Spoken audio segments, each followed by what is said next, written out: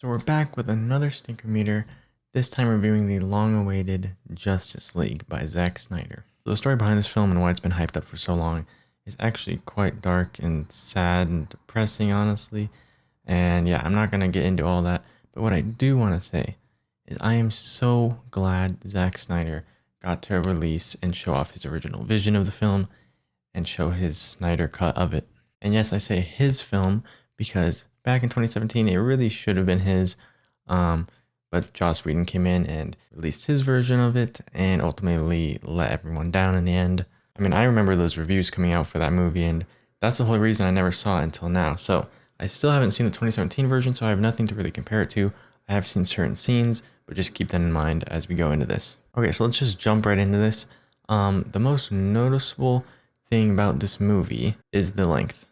And yes, it is a 4-hour long superhero movie. The longest superhero movie you probably will ever see. And yeah, with 4 hours of runtime, it has a lot to do and a lot to live up to. Some of the such is introducing 3 new superheroes as main protagonists and getting their whole story heard. From the 2 movies before this, Man of Steel and Batman vs. Superman, we have Batman introduced, Superman introduced, and Wonder Woman. Now we have to get Flash, Cyborg, and Aquaman into the mix with 2 of the biggest intergalactic threats to ever attack Earth in the DCEU so far. So we have to set up the backstories to actually care about the characters, and of course we have to set up the stakes for what the villain or villains of the movie are capable of. With 4 hours to spare, what does this film do? Well, it definitely sets up the new characters. I gotta give it that. It sets them up very well, and I really appreciate the setup a lot. Like, that's my favorite part of the film, actually. Each character gets their own moment to shine and show off their abilities. They get their own theme playing when they're first introduced. It doesn't even need to be like their character's theme, but like a song for them that fits their mood, their whole persona, basically. They get an epic musical shot, slow-mo, and just a whole lot of time to develop in this movie. Speaking of slow-mo, Zack Snyder, he loves his slow-mo. I can just tell in this movie. So I loved it as well with Zack Snyder. Oh, that is so cool. That's so cool.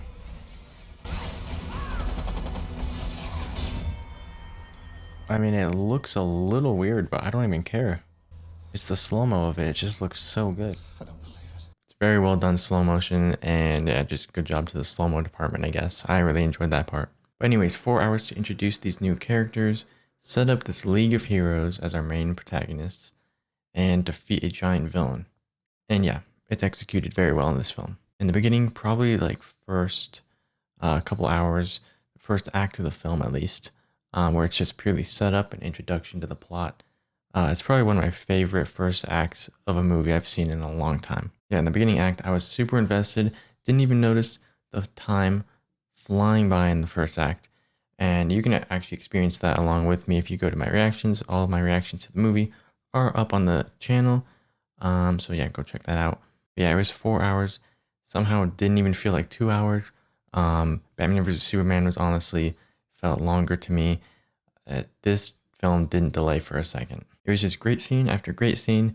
And as a lover of beautiful shots and details and just storytelling and character development, I love the slower pace moments and the more character driven moments of the film, which again, didn't actually feel slow at all while watching. And yeah, speaking of the details and shots, there are some really awful, just some of the worst things I've seen in this movie, which we'll get into in a second. But let's get back to the characters for now. Negatives will come in a moment. There's not many of them. I love this movie, just saying. Yeah, it just felt like Zack Snyder really cared about the characters and the slower paced storytelling, and setup most of all. And he just really wanted to get you back into the universe and give each character their own spotlight on the film. Now, I will say one character that stood out to me that I wasn't too impressed with, and he felt a little sidelined in the end. I'm not going to take off any points for it, but I don't know if this is just me. But Aquaman, I don't know if anyone else felt this, but he was the last to come into the movie, first to show up in the beginning, last to join the League in the end. But yeah, from beginning to end, even mostly in the end battle, just feel like he didn't have any big moments or any time to shine on screen, show off his powers like everyone else. But I don't know, it could have just been me, but I'm pretty sure if we got like a runtime thing of each character in their own individual scenes, I'm pretty sure he would have the least amount of screen time, besides like Superman, for our main protagonist at least. But I will say for the moments he was on screen, I actually really enjoyed his character. And speaking of enjoying characters, Wonder Woman, she felt different in this movie. Like she literally exploded someone in the beginning of the film, just by doing that, exploding people, and then 10 seconds later goes and lies to a little girl in her face, which I thought was really funny. But she feels very different in this movie, and I really like her. Oh, there was one dude. You don't need to cause all that destruction, Wonder Woman. Can I be like you someday? No. You can be anything you want to be. Oh, she's lying to her. Someone should put her in the lasso of truth, am I right? She was brutal. She got a ton of screen time in this movie, and her epic theme played constantly whenever she was on screen, and now it's stuck in my head and forever will be. But yeah, I loved every new hero we got introduced to here in the main cast. I loved the way they were all unique in their own way, and they were showing off their abilities, which are some incredibly overpowered powers, by the way. Some of these characters are OP, and they do the introduction to these new characters just as well, if not better, than the 3 new Avengers we got in Age of Ultron with Quicksilver, Scarlet Witch, and Vision. This is kind of like the same thing where they're introducing 3 new people as the main characters, but they do it even better here because obviously they have a longer runtime. So that's great. And speaking of Marvel, enter Darkseid. He's supposedly the Thanos of the DCEU, and yes, I know he came first. I know some of you are going to say I shouldn't compare, but too bad, I'm comparing. Marvel beat these guys to the live action films, and DC's a little behind right now, so I have to compare this, okay? They're the 2 biggest superhero franchises ever, and I mean, you'd be stupid not to compare them. But anyways, Darkseid. So he's the big bad, the guy that wants to just take out everyone, wipe everyone out, take over their planets, things of that nature. Yet for some reason, the first time they show off Darkseid in this movie, unlike Thanos, he's getting beaten up by Earth's defenders, and we see him lose a fight, which to me, and I'm guessing a lot of others, just kind of tells the audience, like, oh, he's really not that powerful of a person, or at least that's how it felt to me. Unlike Thanos, which we first see on a planet murdering half of its population brutally, and smiling about it, talking to his daughter, while murder is going on literally in the background, we see Darkseid here getting beat up. So it just like puts kind of a weird feeling in your head that he's not that powerful. But yeah, so the Darkseid stuff didn't actually do it for me in the film. I'm sure in the comics he probably wipes out complete galaxies and stuff like that. But at least in the film, Darkseid didn't steal the show at all or feel threatening like Thanos' introduction. And I've seen other reviewers talk about the exact same thing. Darkseid's cool, he looks cool, his CGI is great, but you don't really feel the threat because of just him being smothered into the ground the first time he's on screen. But he did end up killing a Green Lantern in the film when he's first introduced too, so that was pretty sick. And for the actual villain of the movie, Steppenwolf, I think they did a great job with him. He looks great. I pointed out instantly in my reaction that he looked like a demon straight out of Doom, specifically the Baron of Hell. But yeah, his armor was sick. It had like these cool spikes on them, and it moved around a little bit. I instantly liked him on his first appearance, beating up all the Amazons and forcing them to sink their own temple. So that was pretty cool. Great villain, and he gets an absolute masterpiece classic of a brutal death scene. And who knows, maybe the big bad was never meant to be Darkseid in the first place. I mean, we get some of the nightmare stuff that we got in Batman vs. Superman. We get glimpses at Injustice, things happening, Injustice coming in here. So maybe this is all set up for Superman being the big bad of the DCEU. But yeah, I loved all that stuff. Superman going evil and all that. Just great. And I would love to see a movie just fully dedicated to Superman going evil. So yeah, we went over the pacing, the characters, the story, the setup, the shots, the amazing music. I loved all of that, but one thing in this movie, the one terrible, just god-awful thing coming out of this movie was the CGI. And we got everyone talking about this. It was just not good. It takes you completely out of the scenes multiple times in the movie, mainly near the last 2 chapters and the beginning a little bit. But really all throughout the movie, you can just notice some stuff that's just way, way off and takes you out of the experience. Like I'd see some of it and in my reaction, I just had to point it out because I felt like I was being flash banged in the eyes with cartoon effects, and I had to rub and cleanse my eyes for a couple seconds and just point it out to the audience that, yes, I saw that. I saw that man's face just turn into a literal smooth square surface out of a cartoon.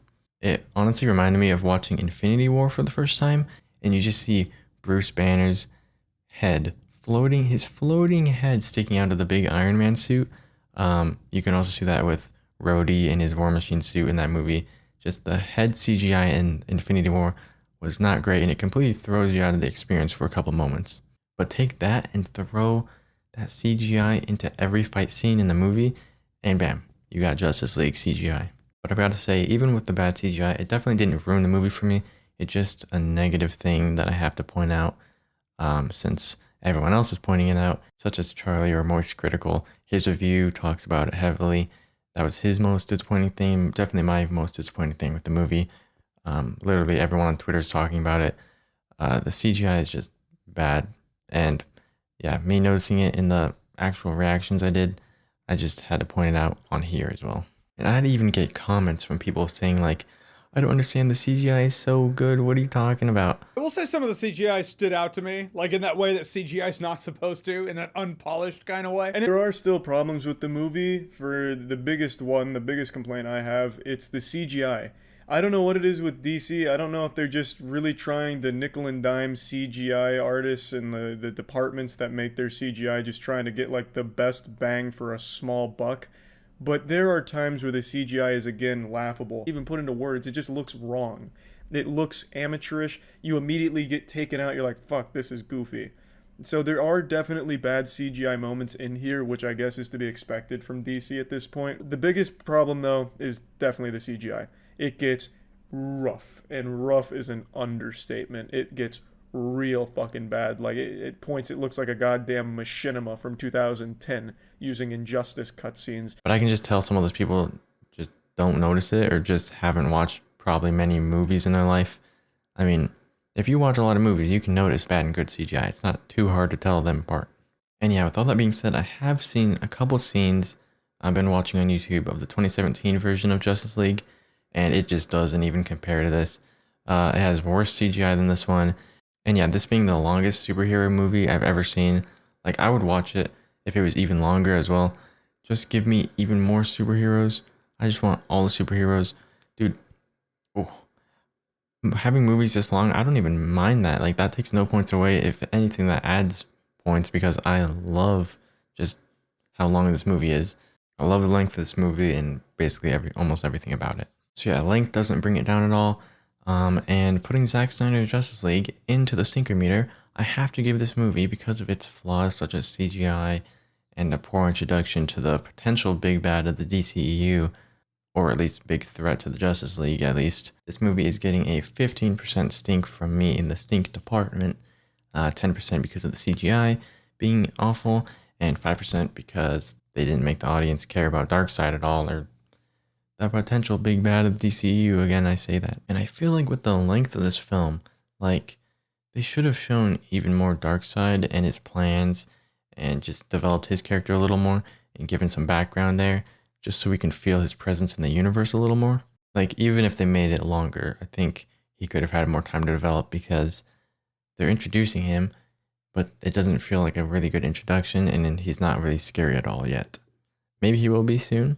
I know the movie's not really about him, he's barely in it, but I'm just saying, like, they're introducing him as this huge threat, they do a whole backstory about him, and it just doesn't feel very threatening because they beat him up right away.